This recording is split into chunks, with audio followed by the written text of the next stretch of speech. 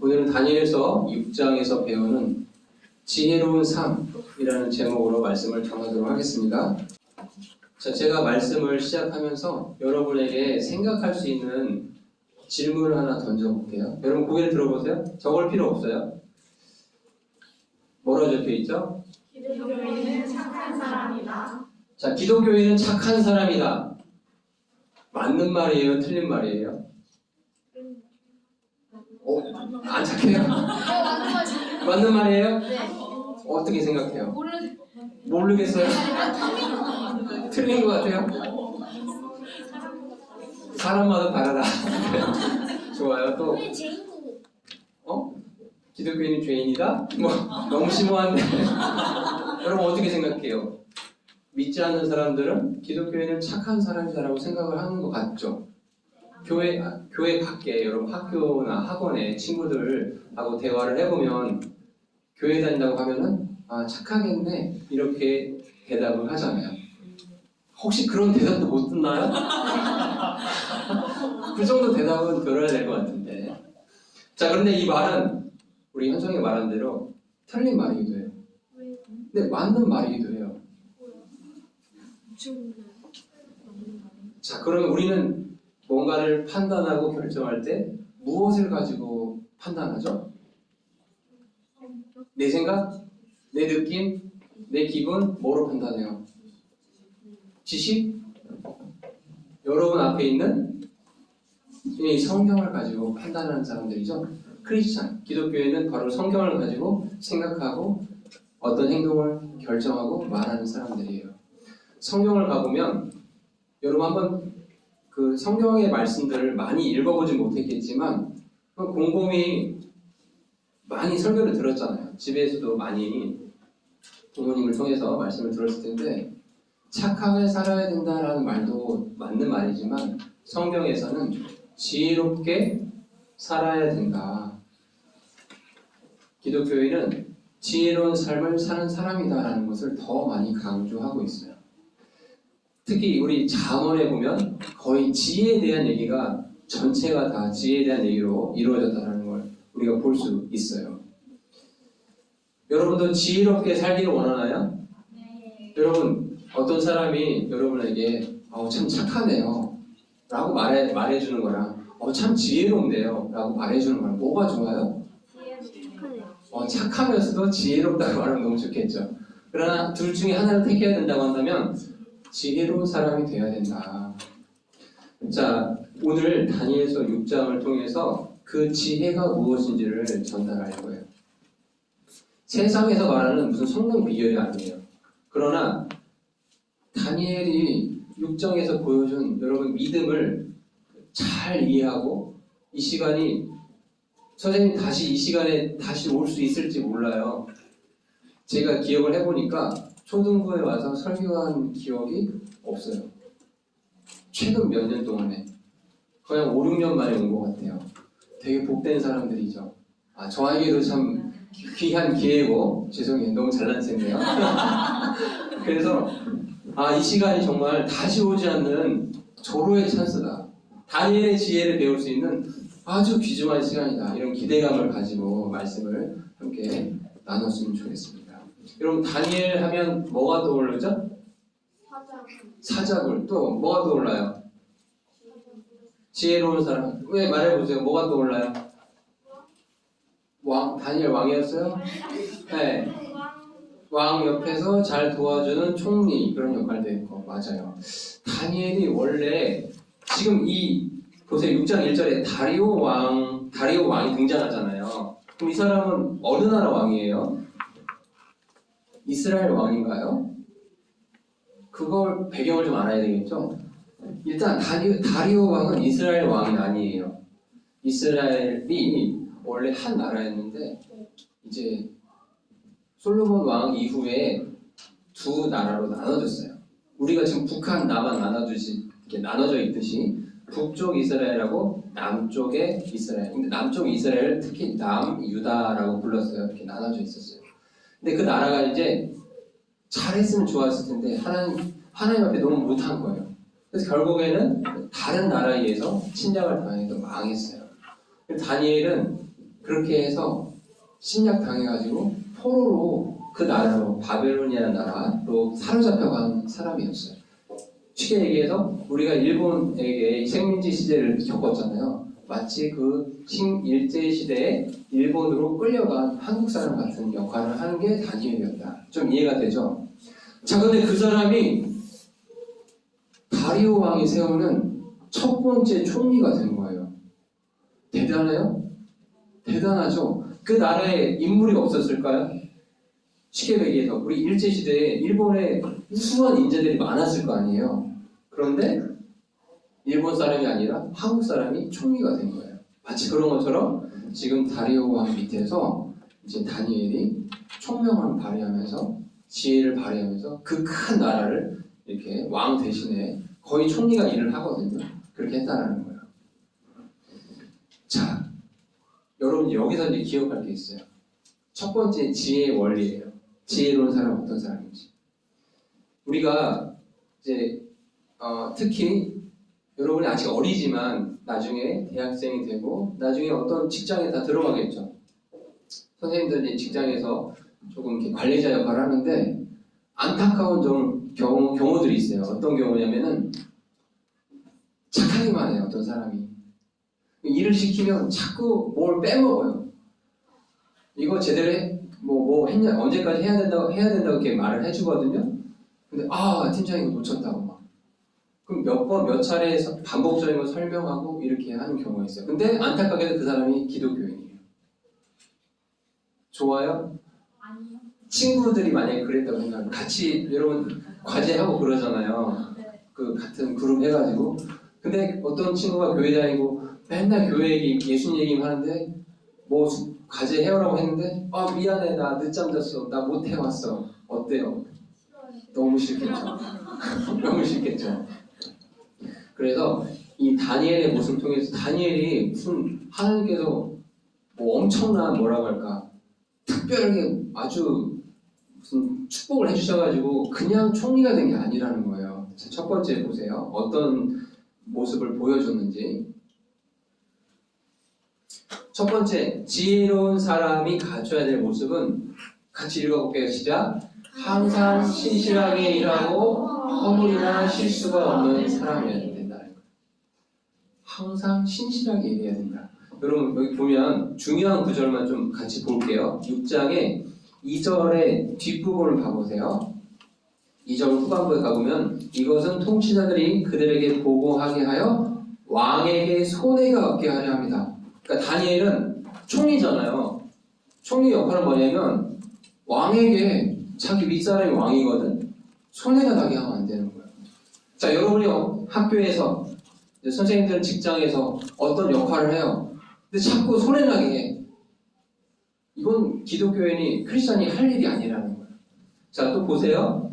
3절에 가보니까 다니엘이 총리들보다 통치자들보다 더 높이 승진했대요. 왜? 그 안에 뛰어난 영이 있어. 하나님께서 맑은 영, 지혜로운 영을 주신 거예요. 자, 그리고 4절 가보세요. 4절 가보세요. 그때 총리들과 통치자들이 왕국의 통치에 관해 다니엘을 대적을 이렇게 찾아요. 근데 어떤 일이 생겼냐? 그가 신실함으로 어떤 실수나 허물도 그 안에서 발견되지 아니해요. 다니엘한테 얘를 좀 끌어내리고 싶은데 실수도 안 하고 허물도 발견할 수가 없었다라는 거예요. 여러분 신실하다라는 이 말은 여러분이 이해하기 좀 어려울 수 있잖아요. 신실하다라는 거를 생각할 때 지금 안 보이지만 지금 밖에 뭐가 떠 있죠? 네, 태양이 떠 있죠. 신실하다는 걸 떠오를 때 태양을 떠올리세요.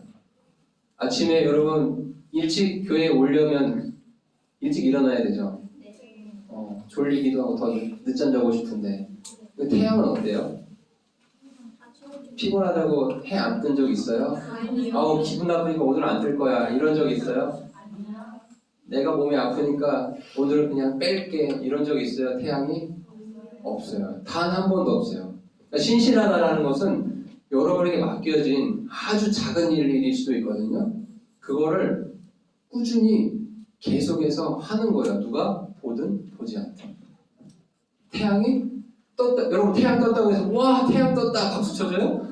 안 치거든. 그냥 그 태양은 그가 할 일을 했을 뿐이야. 마찬가지로 크리스찬이라면 지혜로운 사람이라면 1단계 신실해야 돼요.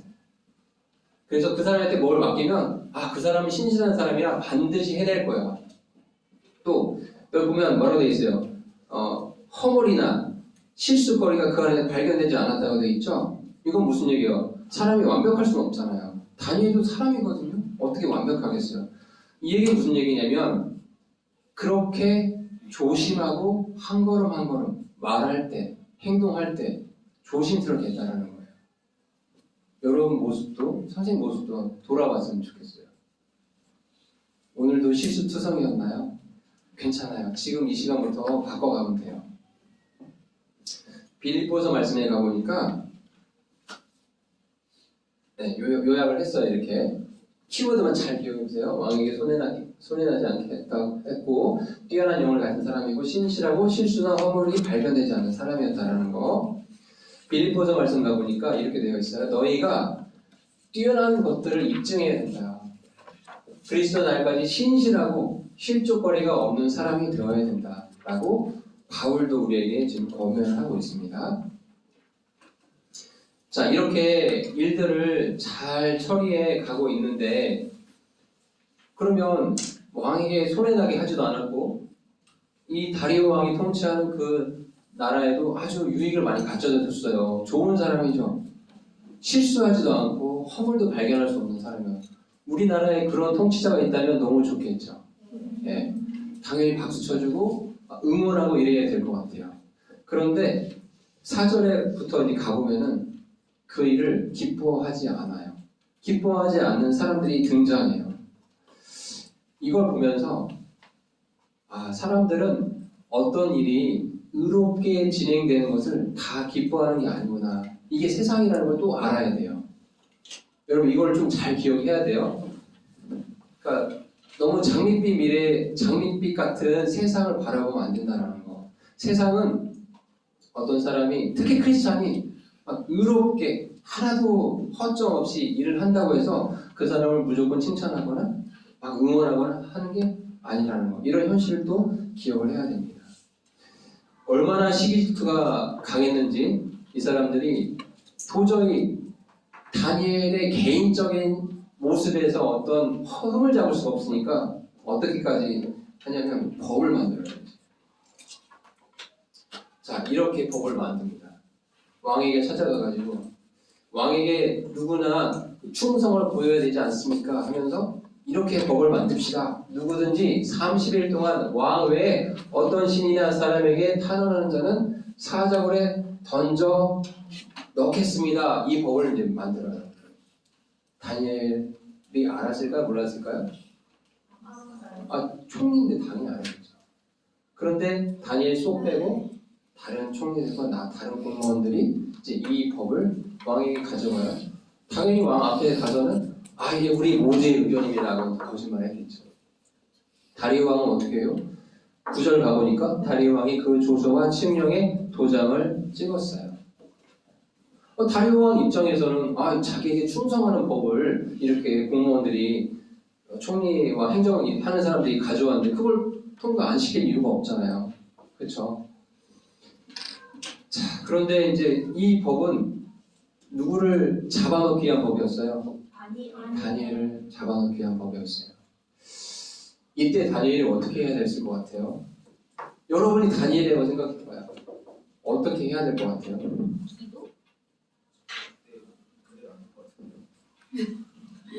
다니엘이 최고 총리거든요. 총리도 3명 있는데 랭킹 1위예요. 그러면 총리 나머지 2명을 부를 수도 있겠지만 면담 좀 합시다. 지금 이런 법을 만들어서 나랑 싸우자는 겁니까? 이렇게 할 수도 있잖아요. 그죠? 근데 이렇게 답답할 때 우리 현정이 형 대답을 잘하네요. 하나님의 사람은 사람의 지혜를 의지하지 않고 일단 하나님께 기도를 합니다. 자, 다니엘이 어떻게 기도를 했는지 그 기도의 내용을 한번 여러분 오늘 설교의 핵심이거든요. 이 다니엘 6장 10절에 다니엘의 기도 내용을 여러분 꼼꼼하게 단어 하나하나 의미를 마음속에 새겨보면서 같이 읽어보면 좋겠어요. 같이 읽어볼게요. 시작. 그런데 다니엘은 그 조서에 도장이 찍힌 것을 알고도 자기 집에 들어가 자기 방에서 예루살렘을 향해 창문을 연 채 전에 하던 대로 하루에 3번씩 무릎을 꿇고 기도하며 자기 하나님 앞에 감사를 드렸다. 여러분 한번 생각해 봅시다. 국무총리 랭킹 1위의 사람이었어요. 자기 위에는 왕밖에 없어요. 왕과 왕의 아들. 최고의 권력자예요. 그런데 이 법이 통과된 거를 알았어요. 다니엘이 깊은 고민에 빠졌을 거예요. 아, 이를 어떻게 처리하지? 30일 동안만 기도 안 하면 괜찮겠네? 라고 생각할 수도 있었겠죠. 그렇죠? 그리고 그러면 양심이 찔리는데 만약에 법을 어기면 어떻게 된대요? 근데 사자굴에 던져나온대요. 여러분 동물원에 있는 사자가 아니에요. 사자굴. 도망칠 수 없는 맹수들. 그 사자굴에 던져놓겠다라는 그 죽음이 이제 자기 앞에 있다라는 걸 이제 또 다니엘도 생각을 했을 거예요. 정말 머리가 많이 복잡했을 텐데 성경은 단 한마디로 이걸 정리해요. 인간의 지혜를 발휘하지 않고 여러 가지 꾀를 낼 수도 있지만 내가 방법을 취할 수도 있지만 다니엘은 사람의 방법을 취하지 않았어요. 말씀 시작이 뭐라고 되고 있어요? 그런데 다니엘은 여러분 이 접속사 but 그런데 다니엘 이거 너무 중요한 거예요. 여러분 인생 가운데 이제 우리 조금 큰 친구들은 조금씩 학교 친구들하고 관계 속에서 또 부모님과 관계 속에서 학원 친구들 또 선생님들은 직장 생활 이런 걸 통해서 참 그리스도인으로서 살아가는 게 쉽지 않구나 이런 걸 조금씩 느끼거든요. 여러분도 조금 그런 걸 느낀 적이 있나요?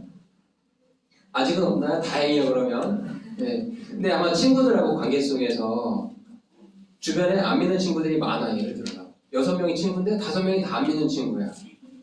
그러면 여러분 일부러 나 예수님 믿는 사람이라고 티 내요 안 내요? 일부러 내요? 대단해요. 근데 일부러 티 안 내는 사람이 많거든요. 그런데 다니엘은 자기가 죽는 걸 알아요. 조서에 도장이 찍혔다는 거 알아요. 왕의 법을 어기면 자기 죽는다는 것도 알아요. 그런데 다니엘은 어떻게 했대요? 알고 있어요. 자기가 어떻게 된다는 걸 알고 있어요. 마찬가지로 제가 여러분 이름을 다 모르지만 그런데 우리 현성이는 그런데 우리 소율이는 이렇게 여기에 여러분의 이름이 들어갔으면 좋겠어요. 할 수 있겠어요? 그런데 우리 의진이는 조서에 도장이 찍힌 걸 알고도 하나님께 기도. 근데 여러분 기도를 했는데 잘 보세요. 자, 그래 내가 하나님에 대한 믿음을 저버릴 수는 없지. 기도를 해야 돼. 그런데 보세요. 어디 몰래 숨어서 있다고 되어 있어요. 입을 탁 둘러쓰고 아무도 못 보게 하고 있다고 되어 있어요. 어디서 기도를 한다고 되어 있죠? 자기 집에 들어갔어요. 남의 집에 들어갈 수도 있잖아요. 친구 집에 들어갈 수도 있잖아요. 위장하려고. 기도 안 한 척 하려고. 그렇죠? 자기 집에 들어가서 자기 방에서 예루살렘을 향해서 창문을 열어요. 창문 열지 말지. 굳이 왜? 안 열어도 하나님께서 기도하시는 거, 다니엘이 기도하는 거 아실 텐데 창문을 열어요. 그럼 왜 그랬냐? 여러분 이때 성경학자들이 보니까 다니엘의 나이가 몇 살이 됐을 것 같아요? 20몇 살이나 20살? 17? 70? 오, 많이 근접했어요. 80이요? 78? 88? 83세 정도 됐대요. 여러분 할아버지죠, 할아버지. 할아버지 다니엘이거든요. 여기서 여러분이 약간 충격을 받아야 돼요. 무슨 충격이냐? 지금 다니엘 1장에 자기 친구들과 함께 이제 포로로 끌려갔을 때가 아마 그렇게 젊은 나이였을 거예요. 근데 몇 해 이제 왕이 바뀌면서 다리오 왕까지 왔고 자기는 계속해서 포로로 끌려온 유대 땅에서 포로로 끌려온 그런 이제 어떤 신분이란 말이야. 이 나라 사람 출신이 아니야. 그런데 자기 지위는 이 나라의 뭐예요? 국무총리예요. 아, 그럼 이렇게 생각할 수 있잖아요. 내가 지금 포로로 끌려온 지 벌써 30년, 40년, 50년 지났는데 우리나라가 언제 다시 회복되겠냐. 지금 내가 이곳에서 국무총리로 잘 일하고 있는데 부족한 게 전혀 없는데 그냥 이대로 살지 뭐 라고 생각할 수도 있잖아요. 그런데 하나님의 사람, 지혜가 풍성한 하나님의 사람은 예루살렘을 향해서 창을 열고 기도하는 사람이에요. 그러니까 자기의 고국 이스라엘 하나님의 약속대로 곧 회복이 될 거다. 그게 언제인지는 내가 확신할 수 없지만 분명히 약속하셨으니 이스라엘이 회복이 될 거라는 걸 소망을 가지고 예루살렘을 향해서 창을 열고 기도를 올리고 있어요. 그러니까 지혜로운 사람은 나라를 사랑하는 사람이어야 된다. 여러분도 우리가 지금 어디에 살고 있어요? 대한민국에 살고 있죠? 대한민국을 사랑하는 애국 시민이 되어야 돼요. 자, 그리고 어떻게 기도를 했대요? 전에 하던 대로 하루에 3번씩 무릎을 꿇고 기도를 했대요.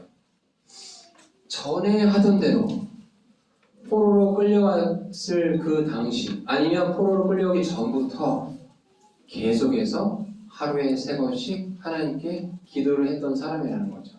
나이가 80이 넘은 노인이 될 때까지. 지금 여러분 이 나이 때 여러분 11살, 12살, 13살 이런 아주 정말 아름다운 나이 때잖아요. 지금부터 하나님 앞에 꼭 무릎을 꿇지 않아도 좋아요. 하루에 3번을 꼭 안 해도 좋아요. 중요한 건 인생에 어려움이 있을 때 기도하지 않으면 내 생각이 먼저 나가요. 그렇지 않을까요?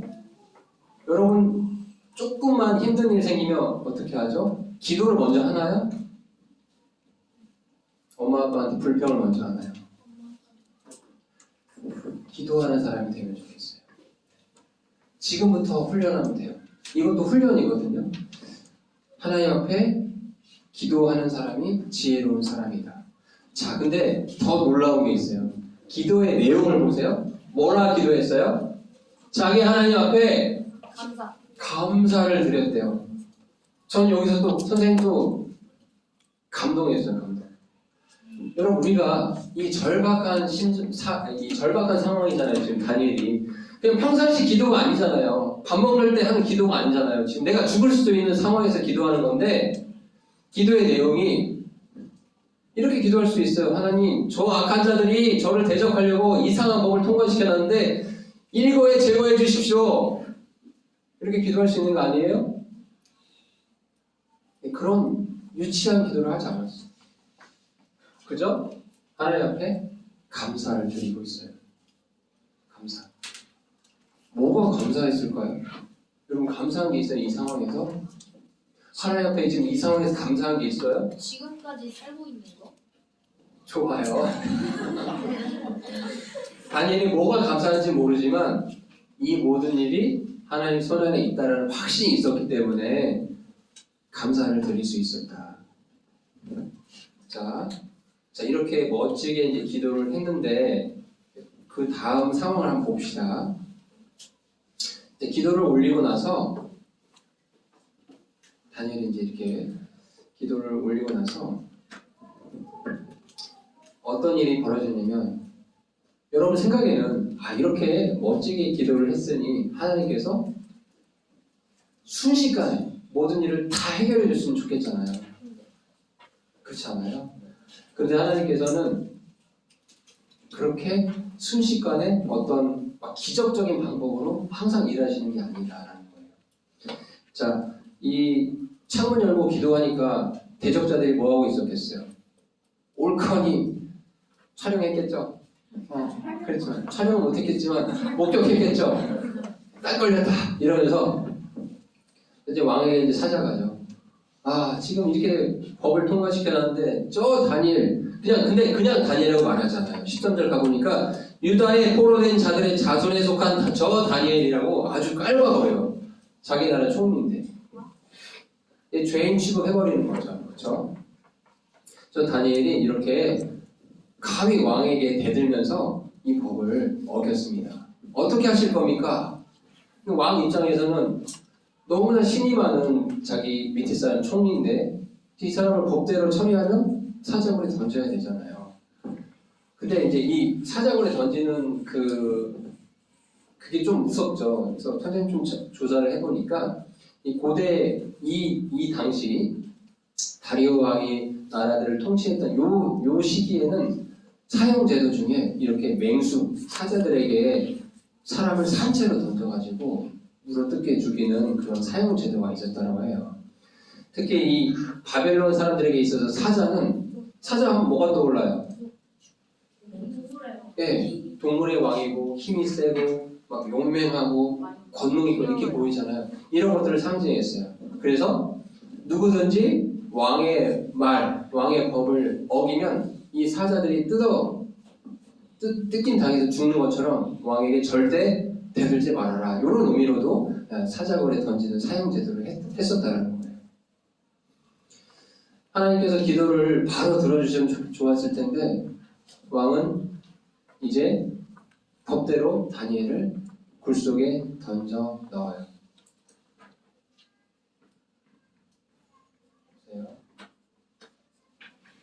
자, 그런데 이 다니엘이 이제 그냥 굴 속에 갇힌 게 아니고 여기 보면은 이 구멍이 보이잖아요. 여기를 큰 돌을 가져다가 막아요. 그러면 아주 깜깜하겠죠. 그리고 이 돌을 절대 움직이지 말라고 해서 거기다가 이제 인을 쳐놨어요. 그러니까 인이라는 게 뭐냐면 이렇게 딱딱한 풀로 붙여놨다고 생각하면 돼요. 움직이면 뜯어질 거 아니에요. 그래서 아무도 건들지 말아라. 왕이 너무 마음이 안 좋았어요. 자기가 신뢰하는 사람이 되니까. 그날 밤 잠을 못 잤어요. 다리오 왕이. 19절 가보니까 왕이 이제 아침에 매우 일찍 일어나서 급히 사자굴로 가요. 왕의 마음이 어땠냐면 당연히 죽었겠다고 생각했겠죠. 사자굴 속에 던졌을 때 모든 죄수들이 물어뜯겨 죽임을 당했기 때문에 당연히 다니엘도 죽었을 거다. 그러면서 20절 가볼게요. 왕의 굴에 가서는 슬픈 목소리로 다니엘에게 소리를 질러요. 다니엘에게 말을 합니다. 뭐라고 얘기해요? 오, 살아계신 하나님의 종 다니엘아, 내가 계속해서 섬기는 내 하나님께서 사자들에게서 너를 건져내셨느냐? 라고 이제 물어보세요. 여러분, 이 왕의 질문 너무 중요한 질문인 것 같아요. 당연히 죽었을 거다라고 생각했지만 왕 입장에서는 그러나 한 번 더 믿어보고 싶었던 거예요. 그러니까 불신자인 다리오 왕 입장에서 이 다니엘이 얼마나 하나님을 사랑하고 그 하나님에 대한 믿음이 얼마나 큰지를 옆에서 봤을 거잖아요. 아니 어떻게 자기가 죽을 걸 알면서도 이렇게 대놓고 기도를 할 수 있는가. 정말 참 나는 믿지 않지만 정말 너무 대단한 사람이다. 이런 생각을 가지면서 질문을 던진 거죠. 왕이 이렇게 소리를 친 거예요. 위에서 살아계시는 하나님의 종 다니엘아 이렇게 물어보고 있어요. 여기에 여러분의 이름이 들어가면 좋겠어요. 살아계시는 하나님의 종 민수야 이렇게 살아계시는 하나님의 종 누구 물어볼까요? 사랑인가요? 네. 온유야 이렇게 내가 계속해서 섬기는 내 하나님께서 사자들에게서 여러분 여기서 사자는 우리 인생을 힘들게 하는 여러 가지 일들 그렇죠? 아픔이 될 수도 있고 시험 걱정이 될 수도 있고 고난이 될 수도 있고 그렇죠? 걱정 여러 가지 염려들이 있는데 그 것들에서 능히 너를 건져내셨느냐 이 질문을 던졌을 때 대답이 들렸을까요? 다니엘의 대답이 들렸을까요? 다니엘의 대답이 들렸어요. 다니엘이 이렇게 대답해요. 네, 하나님께서 자신의 천사를 보내사 사자들의 입을 막으셨습니다. 이거는 상상할 수 없는 대답이죠. 100% 죽어올 수밖에 없는 그 사자굴의 사형제도의 그 방편이었는데 하나님께서 천사를 보내셔서 사자들의 입을 막아버리셨다는 거예요. 사자들이 나를 해치지 못하였사오니 이는 그분 앞에서 무지함이 내 안에서 발견되었기 때문입니다. 오 왕이여, 왕 앞에서 내가 아무 해를 끼치지 아니하였습니다. 자, 이 대답의 제목이 뭐라 되어 있어요? 기도한 후에 상황과 주변 사람들을 보지 말라는 거예요. 다니엘이 이렇게 믿음의 기도를 드렸잖아요. 다니엘 6장 10절에 가보면 드렸죠. 근데 상황은 어때요? 자기가 사자굴에 던짐을 당하는 상황이 처해졌단 말이에요. 그럼에도 불구하고 뭘 바라봤어요? 네, 하나님만 바라봤어요. 이게 아주 중요한 거예요. 이게 지혜로운 사람인 거예요. 상황을 보지 않고 기도했다면, 믿음의 기도를 드렸다면 하나님만 바라봐라. 그러면 하나님께서 천사를 보내셔서 정말 이 경우는 사자의 입을 막을 때 어떻게 막으시겠어요? 그렇죠? 이건 기적을 베풀 수밖에 없는 상황이에요. 천사들을 보내셔서 사자들의 입을 막아주신다. 말씀을 마무리할게요. 오늘 하나님의 사람들은 지혜로운 삶을 살아야 된다고 말씀을 드렸어요. 요약을 해봅시다. 자, 지혜로운 삶을 사는 방법. 첫 번째, 항상 신실하게 일해야 된다. 태양을 떠올리라고 했어요. 여러분의 기분, 감정 이런 거에 관계없이 여러분에게 주어진 일이 있다고 한다면 신실하게 책임을 다해야 돼요. 그리고 어떤 다른 사람들에게 있어서 허물이나 실수가 발견되지 않게끔 책임감 있게 일을 하는 그런 자세가 필요하다. 근데 이렇게 하다 보면 주변 사람들이 시기질투하거든요. 참 희한하죠? 사람들은 의롭게 되는 것을 별로 좋아하지 않아요. 이게 세상이에요. 근데 그럴 때 어떻게 해야 돼요? 흔들림 없이 하나님께 기도해야 된다. 흔들림 없이 하나님께 기도해야 된다. 그리고 기도를 했다면 기도 후에는 상황을 보지 말고 뭘 바라봐라? 하나님을 바라봐라. 하나님께서 분명히 이 기도에, 믿음의 기도에 선하게 응답해 주실 것이다. 이걸 기억하면 좋겠어요. 자, 이 세 가지의 지혜로운 삶의 방법을 여러분 기억하면서 우리 초등부 친구들이 오늘 이 시간 이후로 모두가 다니엘처럼 지혜로운 삶을 사는 우리 친구들이 됐으면 좋겠습니다. 자, 기도하고 마치겠습니다. 좋으신 하나님 아버지, 오늘 다니엘서 6장의 말씀을 통해서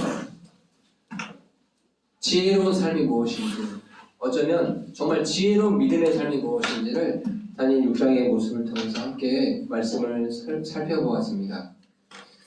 사람들의 보기에서도 신실하고 허점이나 실수가 발견되지 않게끔 저희 크리스찬들이, 우리 아이들이 정말 모든 일에 책임을 다하고 일을 꼼꼼하게 잘할 수 있는 그런 능력들을 주시기 원하고, 또한 나의 힘으로 될 수 없는 상황들이 우리가 인생을 살다 보면 많이 펼쳐지는데 그때 우리가 오직 의지할 분은 하나님 한 분뿐이오니 하나님께 믿음의 기도를 드리는 우리 아이들 될 수 있도록 주님 도와주십시오. 그리고 믿음의 기도를 드렸다면 상황을 보지 아니하고 하나님만 바라보는 우리 온 친구들 될 수 있도록 주님 인도해 주십시오.